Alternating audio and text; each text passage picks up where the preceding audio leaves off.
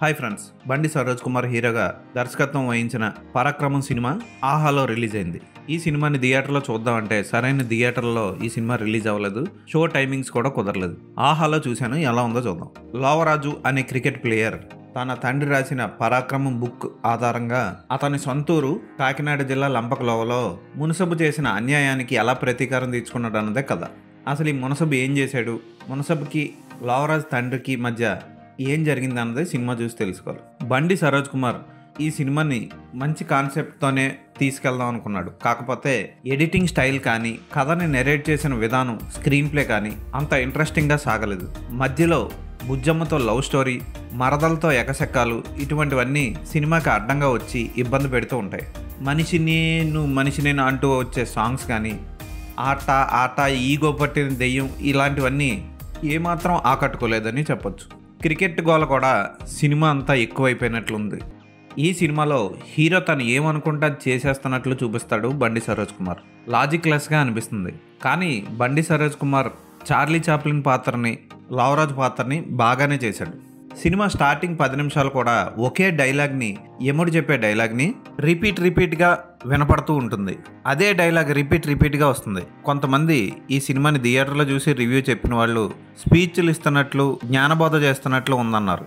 నాకైతే అలా ఎక్కడా కనపడలా. మంచి కమర్షియల్ సినిమా ఇది. కాకపోతే అనవసరం సీన్లు, ఉదాహరణకి ఇంటి ఓనర్ భార్యను కొట్టే సీన్లు లాంటివి సినిమా కథకి, ఫ్లోని ఇబ్బంది పెట్టాయి. హీరో నాటకం ద్వారా పగ తీర్చుకునే విధానం అంత గొప్పగా అనిపించలేదు. మునసబ్ పాత్ర కూడా చాలా ఫెరోషియస్గా స్టార్ట్ అయ్యి మరీ పిరికోళ్ళలాగా బీర్వాల్ దగ్గరికి వెళ్ళి దాక్కోవడం, మళ్ళీ అప్పుడప్పుడు కొడుకుతో పంచాయతీలు పెట్టడం లాంటివి క్లియర్ కట్గా ఆ పాత్రను డిజైన్ చేసినట్లు అనిపించవు.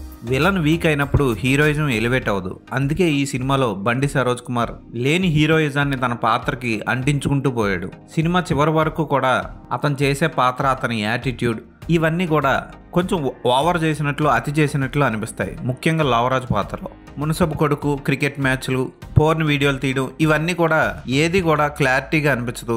ఇంట్రెస్టింగ్గా ఈ సినిమాని చూద్దాం అన్నట్లు అనిపించవు. ముఖ్యంగా ఎడిటింగ్ ఈ సినిమాకి పెద్ద మైనస్ పాయింట్ అని చెప్పొచ్చు. డైలాగ్స్ కూడా కొన్ని చోట్ల అస్సలు బాగోలేదు. ఉదాహరణకి ట్రాక్టర్ మీద బుజ్జమ్మతో కూర్చొని నువ్వు రవీంద్ర భారతిలో పరాక్రమం నాటకం ప్రదర్శించాలి అన్నప్పుడు హీరో చాలా క్యాజువల్గా అలాగా ఓకే అన్నట్లు ఉండే డైలాగులు సినిమాటిక్గా అనిపించవు. ఇంకా యూట్యూబ్లో సినిమాలు తీస్తున్న ఫీలింగ్తోనే ఈ సినిమాని తీసినట్లు అనిపించింది.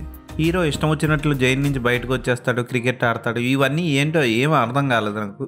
అంత క్లియర్ కట్గా అనిపించలేదు ఈ సినిమాలో. కొంతమందికి టాలెంట్ ఉంటుంది. ఆ టాలెంట్ని ఓవర్ క్రియేటివిటీ డామినేట్ చేస్తూ ఉంటుంది. అటువంటి ఓవర్ క్రియేటివిటీనే ఈ సినిమాలో చూపించాడు బండి సరోజ్ కుమార్. ఇతను తలుచుకుంటే ఒక వెట్రిమారన్ లేదా బాల లాంటి సినిమాలు తీయగలడు. వాళ్ళు కథ చెప్పే విధానం, కెమెరా మీద, బ్యాక్గ్రౌండ్ మ్యూజిక్ మీద ఉన్న పట్టు బండి సరోజ్ కుమార్ కూడా ఉంది. ఉదాహరణకి క్రికెట్ ఆడుతున్నప్పుడు వచ్చే బ్యాక్గ్రౌండ్ మ్యూజిక్ చాలా బాగుంటుంది. అతనికి ఉన్న టాలెంట్ని పర్ఫెక్ట్గా ఉపయోగించుకోవడంలో ఫెయిల్ అయ్యాడని చెప్పొచ్చు.